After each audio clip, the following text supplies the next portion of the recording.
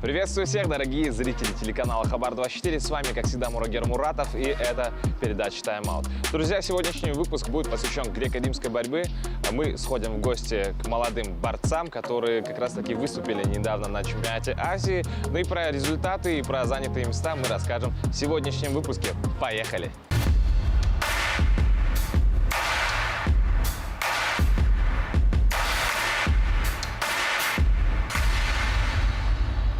Итак, друзья, мы уже на арене имени Жаксылка Ишкемпирова. Вспомните, на прошлой неделе мы с вами сюда пришли и смотрели джиу-джитсу, был молодежный чемпионат мира, и здесь была совсем другая атмосфера. Ну а уже сегодняшний выпуск, как я и говорил ранее, будет посвящен греко-римской борьбе. Мы пришли в юниорскую сборную Астаны и поговорим с главным тренером Аделем Алжикеевым.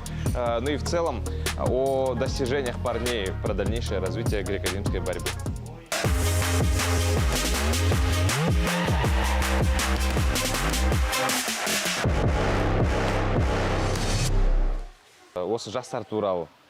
Расскажите, пожалуйста, как съездили на чемпионат Азии и с какими результатами прибыли на родину? Приветствую всех любителей спорта. Начну с того, что в этом зале тренируются юноши 3-й спортивной школы. На недавнем юношеском чемпионате Азии, который проходил в городе Амман, Иордания, в составе юношеской сборной с нашей школой выступали два спортсмена.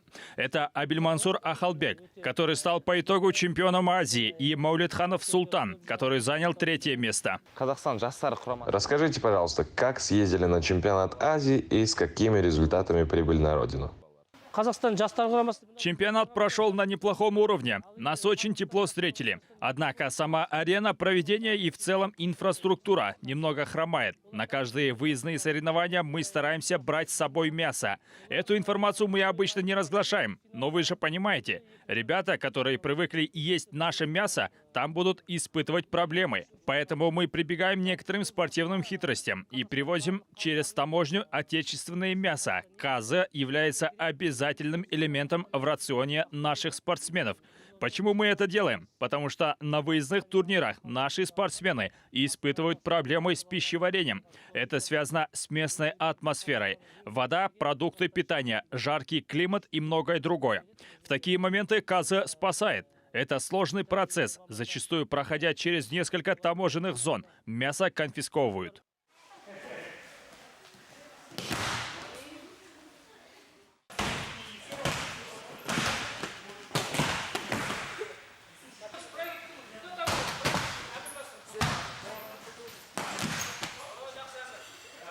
Ну и, конечно же, после разминки у нас отработки приемов. В целом, вот есть такая тенденция, друзья, что уже традиционные виды спорта, да, с олимпийской системы убирают потихонечку, и в том числе греко-римская борьба. Ее называют скучной, ну, я не знаю. Я думаю, это в любом случае традиция, это в любом случае история. И давайте узнаем у ребят и у главного тренера их мнение по этому поводу.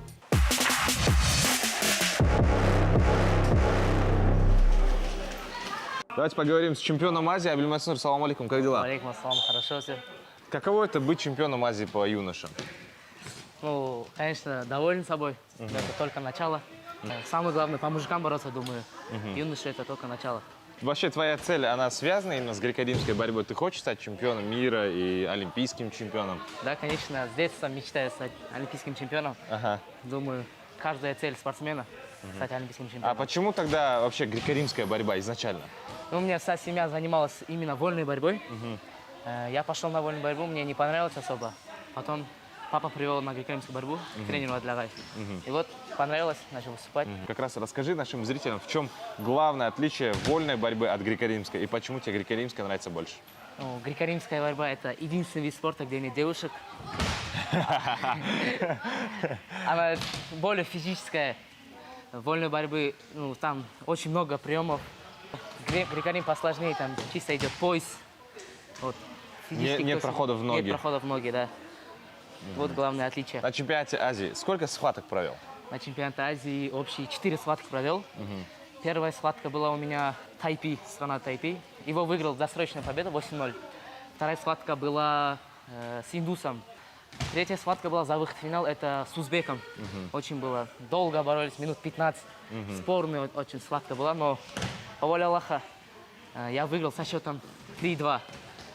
В финале я встретился с кыргызом. Выиграл досрочно, 8-0 выиграл. По мнению многих вообще экспертов, любителей спорта, олимпиад, есть такое мнение, что греко-римская борьба, она не изящная, она не динамичная. Вот, говоришь, 15 минут бороться. Согласен ли ты с этим? Не знаю, для кого как. Но думаю, это очень зрелищный вид спорта. Там идут броски через пояс, задний, в партере много боремся. Не знаю, для кого как. Ну, и это тактика, да, еще? Да, тактика. Но мне нравится.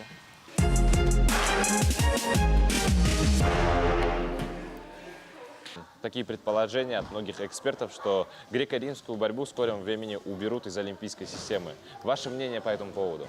Ондай сөздер болып жатқан естідік, күресте жүрген мамандар да естіп. Да, такое мнение имеет место быть. Мы с коллегами обсуждали этот вопрос. На мой взгляд, это невозможно, потому что Олимпийские игры берут свое начало с Греции. А греко-римская борьба, как вы понимаете, это древнегреческая классика в чистом ее виде. И к тому же, один из немногих видов спорта, который был в программе на всех Олимпийских играх. Мы понимаем, что времена меняются и актуальность некоторых вещей проходит, потому и добавляют современные виды спорта в олимпийскую систему. Но я считаю, добавлять можно, но исключать классику нельзя. Также бытует мнение, что Олимпийский комитет может объединить вольную и греко-римскую борьбу и назвать это спортивной борьбой и эту дисциплину сделать олимпийской. На мой взгляд, от этого спорт точно не выиграет, потому что это две разные дисциплины, философии, стили. После Олимпиады в Париже, я думаю, все станет известно.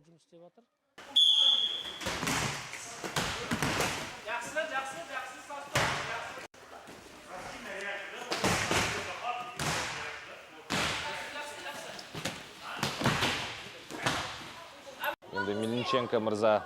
К слову про Олимпиаду. Что думаете по поводу назначения Юрия Мельниченко на пост главного тренера сборной Казахстана? Юрий Мельниченко туралы енді көп айтып алады. Про господина Мельниченко можно много говорить. Это человек, выигравший за свою карьеру спортсмена практически все. Его опыт бесценен. Думаю, что его назначение пойдет на пользу сборной.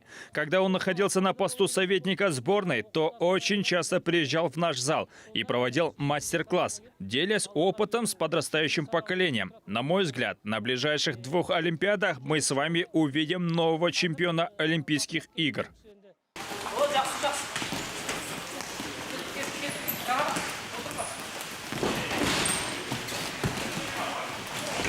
Султан, салам алейкум, как дела?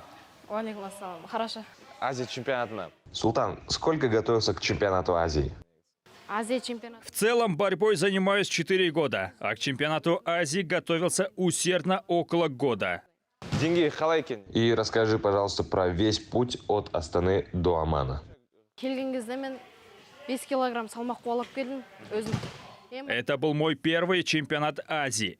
Мне нужно было сделать все, поэтому я сгонял около 5 килограммов еще в Астане. Поэтому по прилету в Оман я был немного обессилен, много не ел, чтобы удержать вес. Однако после взвешивания я чувствовал себя очень хорошо.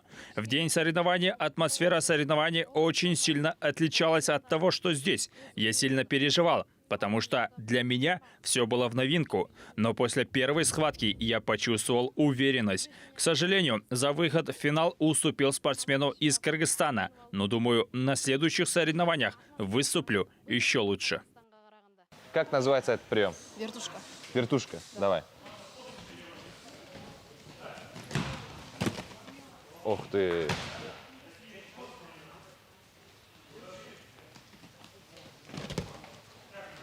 Жақсы, по идее? Все красава.